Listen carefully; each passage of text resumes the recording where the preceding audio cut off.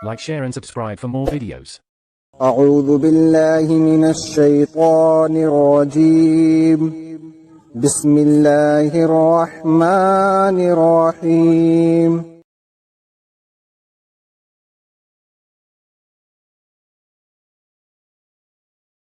یہاں سے اس دعوت کا دوسرا مرحلہ شروع ہوتا ہے، اور اس مرحلے میں اسلام کی اس تحریک اور پرانی جاہلیت کے درمیان ایک سخت جاگسر کشمکش برپا ہوئی، جس کا سلسلہ 8-9 سال تک چلتا رہا۔ نہ صرف مکے میں، نہ صرف قبیلہ قریش میں، بلکہ عرب کے بیشتر حصوں میں بھی جو لوگ پرانی جاہلیت کو برقرار رکھنا چاہتے تھے، وہ اس تحریک کو بزور مٹا دینے پر تل گئے۔ انہوں نے اسے دبانے کے لیے سارے حربے استعمال کر ڈالے، جھوٹا پروپیگنڈا کیا، الزامات اور شبہات اور اعتراضات کی بوچھاڑ کی، عوام الناس کے دلوں میں طرح طرح کی وسوسہ اندازیاں کی، ناواقف لوگوں کو نبی صلی اللہ علیہ وسلم کی بات سننے سے روکنے کی کوششیں کی، اسلام قبول کرنے والوں پر نہایت وحشیانہ ظلم و ستم ڈھائے، ان کا معاشی اور معاشرتی مقاطع کیا، اور ان کو اتنا تنگ کیا کہ ان میں سے بہت سے لوگ 2 دفعہ اپنے گھر چھوڑ کر حبش کی طرف ہجرت کرنے پر مجبور ہوئے، اور بالآخر تیسری مرتبہ ان سب کو مدینے کی طرف ہجرت کرنی پڑی۔ لیکن اس شدید اور روز افزوں مزاحمت کے باوجود یہ تحریک پھیلتی چلی گئی۔ مکے میں کوئی خاندان اور کوئی گھر ایسا نہ رہا جس کے کسی نہ کسی فرد نے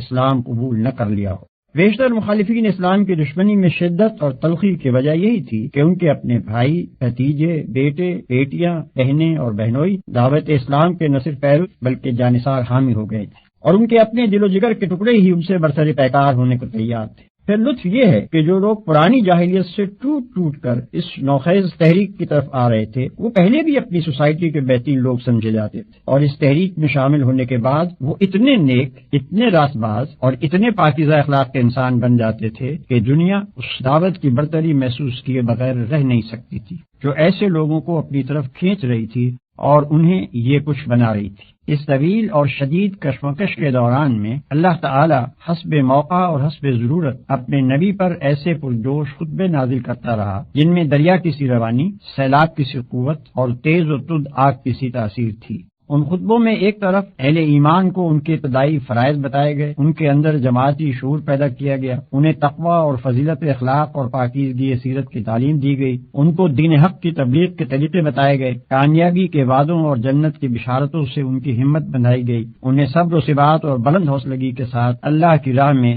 جد و جہد کرنے پر ابھارا گیا، اور فداکاری کا ایسا زبردست جوش اور ولولہ ان میں پیدا کیا گیا کہ وہ ہر مصیبت جھیل جانے اور مخالفت کے بڑے سے بڑے طوفانوں کا مقابلہ کرنے کے لیے تیار ہو گئے۔ دوسری طرف مخالفین اور راہ راست سے منہ موڑنے والوں اور غفلت کی نیند سونے والوں کو ان قوموں کے انجام سے ڈرایا گیا جن کی تاریخ سے وہ خود واقف تھے۔ ان تباہ شدہ بستیوں کے آثار سے عبرت دلائی گئی جن کے کھنڈروں پر سے شب و روز اپنے سفروں میں ان کا گزر ہوتا تھا۔ توحید اور آخرت کی دلیلیں ان کھلی کھلی نشانیوں سے دی گئیں جو رات دن زمین اور آسمان میں ان کی آنکھوں کے سامنے نمایاں تھی، اور جن کو وہ خود اپنی زندگی میں بھی ہر وقت دیکھتے اور محسوس کرتے تھے۔ شرک اور دعوی خود مختاری اور انکار آخرت اور تقلید آبائی کی غلطیاں ایسے بین دلائل سے وعدے کی گئیں جو دل کو لگنے اور دماغ میں اتر جانے والے تھے۔ پھر ان کے ایک ایک شبے کو رفع کیا گیا، ایک ایک اعتراض کا معقول جواب دیا گیا، ایک ایک الجھن جس میں وہ خود پڑے ہوئے تھے یا دوسروں کو الجھانے کی کوشش کرتے تھے صاف کی گئی، اور ہر طرف سے گھیر کر جاہلیت کو ایسا تنگ پکڑا گیا کہ عقل و خرد کی دنیا میں اس کے لیے ٹھہرنے کی کوئی جگہ باقی نہ رہی۔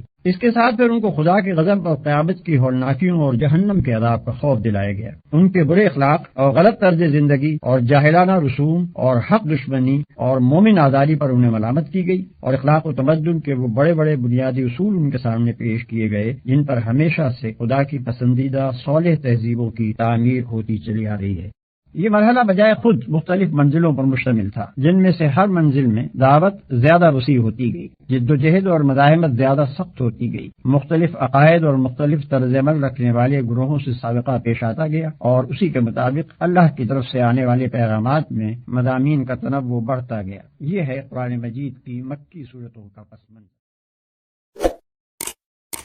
Like, share and subscribe for more videos.